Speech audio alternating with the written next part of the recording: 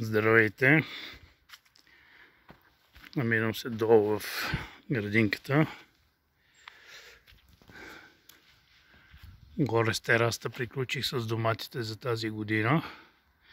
Днес отрязах последните домати в две саксии, които имах. И остана само една саксия в оранжериката, която прибрах заради студовете. Днес имахме слана.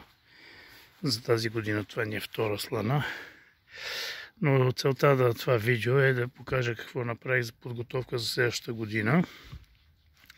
Освен горе на терасата, следващата година, пак в саксии, както до сега, ще наседа в още една оранжерика долу, в градината.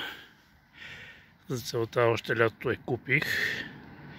Купих и материали за повдигнати лехи. Тези оранжери са от Bauhaus, струват 33 евро. Едната, миналата година си купих една. Хареса ми лятото, как се развиха доматите в нея. И за тази цел си купих тази година още една. Но тъй като тук земята не е много подходяща като релеф, най-добре си е в повдигнати лехи. Сковах тези дъски, те са ефтини по 7-8 евро. Пак от Bauhaus. Купих, сковах, купих и такива тънички. Направих дървена рамка отвътре, защото оригиналните оранжерики имат крехка рамка от ето тези тръбички. Те не биха издържали да висят върху тях килограми домати. Така че дървената конструкция, която съм направил вътре, ще поема тежестта. А пък тази конструкция, която държи на елона, тя е само покривна.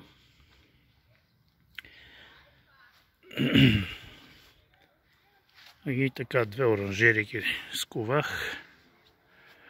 Т.е. две повдигнати лехи и използвах едната стара оранжерика и едната нова, която си купих. Същото подобрение, което направих, това е сковаването на дървените рамки вътре.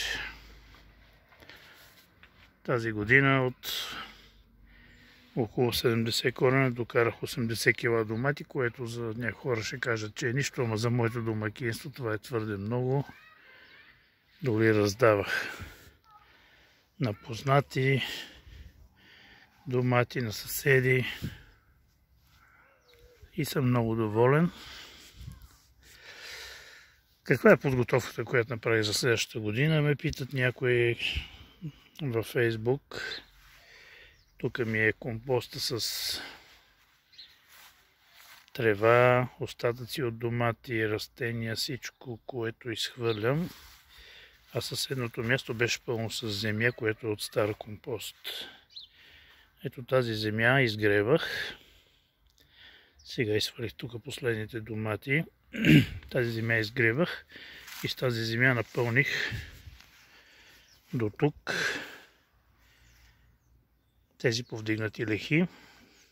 Старата земя, която е от саксиите, ето като тази, например, също я връщам тук. По-късно я обогатявам. Тя в нея също се съдържа доста калциум, който бях използвал от миналата година в саксиите. Както е богата и с тези торове, които слагам от коприва, от трева, натурални, аз изкуствени не използвам. Всичко това го върнах тук. Също имам и останало още тор от трева, която е прекипяла и трябва сега, за да измия съдинката, в която седи, ще използвам тази трева изгнила в торта, заедно с всичко ще изсипа в лехите, което ще обогати допълнително с полезни вещества за следващата година лехите. Още един трик, който правя, това е да събирам черви, земята от черви. Ето с това приспособление, тази лопатка и това гребалце. Почвата тук, където тази тревна площ, която аз имам на разположение, е пълна с черви. Черви, които ровят. Ето как ровят. Това всичко е минало през хранителната система на червите.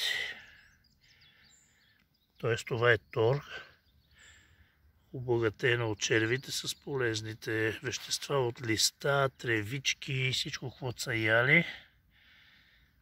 Те го изсират през храносмилателната система.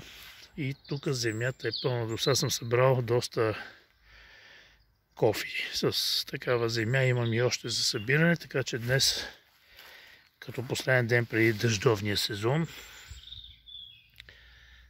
е да събера всичките тази тор, естествено от черви. Също нея я полагам в тези повдигнати лихи. Ето виждате тук как е положена. Ето това всичкото е земя, събрана от тези черви. И така кофа след кофа събирам, изсипвам, допълвам, обогатявам повдигнатите лихи с тази земя от черви. Страшно много има. Ето сега ще покажа дори с една ръка, въпреки че трябва да снимам. Ето правя така. И почти всичко влиза в кофта. Ето. Това е земя, която е обогатена от червите. Направо тор за мене. А тук е пълно черви до черви. Страшно богато е на такава земя.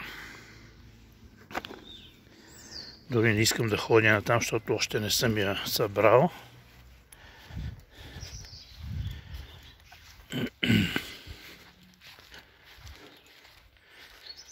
А торта, която използвах през лятото,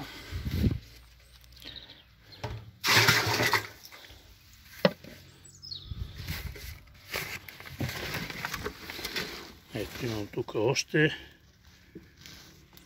Мухлясала е вече. Тревата, която също е тор, която смърди ужасно.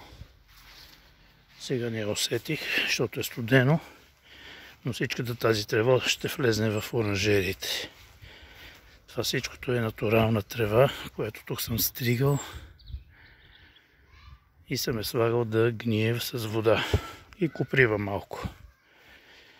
Така че това е подготовката, която правя за другата година на тази земя. Земя от компост, земя от черви и тор, което ми е останало от летните поливки, ще влезне тук и ще чака до година да се засадят новите растения в тези оранжерийки.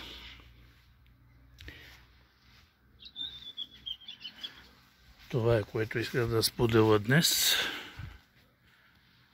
Ако на някой му хареса, може да използва идеите. Те не са нещо ново, не съм открил аз Америка, нито топлата вода. И аз се уча в движение. Тази година ми беше третата, в която се занимавам с домати. Първите 2 години само горе на тераската. Тази година имах и в оранжерика долу. Сега втора оранжерика, повдигнати лихи. Някакво развитие има. Ще видим как ще бъде до година. Благодаря ви за вниманието. Това е, което споделям с вас днес.